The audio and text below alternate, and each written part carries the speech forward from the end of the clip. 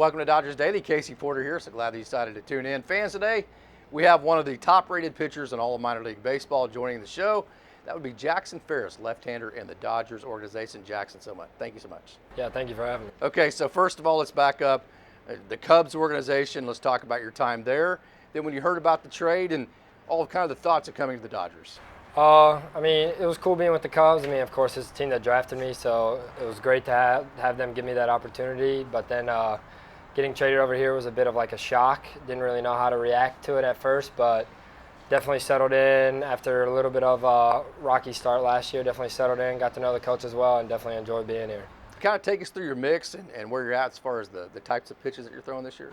So this year I throw a four-seam, got back into throwing a two-seam, still got the bullet slider, curveball, and then still working on a changeup, adding like a kick change kind of thing now. Yeah. So still working on that, yeah. More sideways, that kick change yeah, is more a little sideways? bit sideways and down, yeah. Yeah, so where are you at in the development of that kick change, you think? I started it about 2 weeks ago. Still need to throw more in-game and bullpens and stuff like that, but I mean, still it didn't really like feel as uncomfortable to start as I thought it would, but still definitely a work in progress. So I asked Diego Cartaya this a couple years ago. I asked Dalton Rushing last year. Huge prospect. I mean, you're on the tips of everybody's tongues in terms of the prospect world. How do you handle those expectations? Is that something that you enjoy, or you try to ignore that? I mean, it's not really an ignore or anything. It's just like kind of go out there and do exactly like stay within myself, like talk to the people who I know that are close with me and like family and stuff like that, and just kind of like keep it between us and just go out there and try and do what I do. So the minor league world, let's talk about the transition from high A to double A. Can you talk about the difference in levels as far as you facing hitters?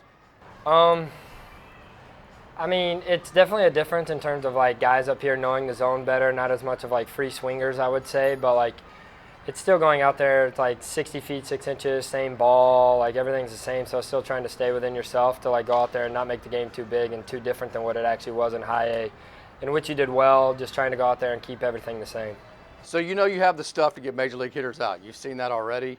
You know there's opportunity with all the injuries at the high club. So in the position you're in, how do you keep yourself from pressing a little bit like, hey, if I put 4 or 5 good outings together, I'm in the major leagues? How do you stay away from that? Just kind of going out there and taking it one at a time, like whether you do good or you do bad, just almost like it's like a new week every single week. So like you throw on Saturday, throw well, throw bad. Like Sunday's a new day. You go out there and you just get ready for the next start no matter where it is. So you have a ton of confidence. That's like your calling card there beyond all the great stuff you have. So first of all, where did that confidence come from? And then kind of looking at, you know, the grind, the process versus the results. How do you maintain a focus on the process when you have so much confidence? I think the confidence came from when I was younger. I was always a small kid, didn't really have a whole lot of confidence, and then kind of hit a big growth spurt. Actually got somewhat good at baseball, and then confidence just came from like not having confidence when I was younger, and it all starts with that, knowing that like you can go out there and do well and do whatever it takes to go out there and get the team a win. I would say that's where the confidence comes from. I don't think that I let my head get too big in terms of going out there and throwing. Don't let my confidence or like get an ego out there, just because I mean they're guys trying to make it to the big leagues just as I am. So they're out there. Hitters are trying to take my job away from me so they can have their own job. So that's kind of how my mindset every single outing. Do you feel like you're forever linked? Was that your hope with that trade? For sure. Yeah, do you guys talk quite a bit? Yeah, we do. I didn't really know him very well before we got traded, and because he came up to low A literally like the last day of the season.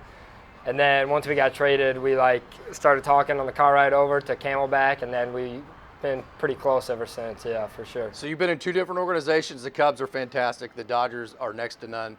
Can you kind of take us through the differences and maybe the culture and the developmental systems? I just think that the Dodgers here, it almost feels like they're a little bit ahead of everybody in terms of like, I mean, we have like our own like little personal chefs here. Like everything is just like fine-tuned to help you go out there and compete to your best of your ability. And the coaches that they have here, I mean, they work their butt off every single day to like help me get better and help all of us get better. So yeah, it definitely feels like they know what they're doing, and you just got to have a lot of trust in them. Last question, you get the call tomorrow. What things do you think you're doing well enough right now to be a consistent major leaguer? What things do you think you need to work on the most? I definitely think I need to work on just going out there and throwing every single one of my pitches more. Like I feel like I stick to like fastball slider a lot. I think I need to use my curveball more. I need to use my two-seam more. I need to use my changeup more. That's definitely something I need to work on. Stuff that I do good, I mean, I feel like I go out there and just try and pound the zone. Like I had the confidence to go out there and myself and just get anybody out. I feel like I'm good enough to get anybody out. So that's definitely something I feel like I do well. Fantastic. Jackson Ferris, thank you so much for joining. Thank you.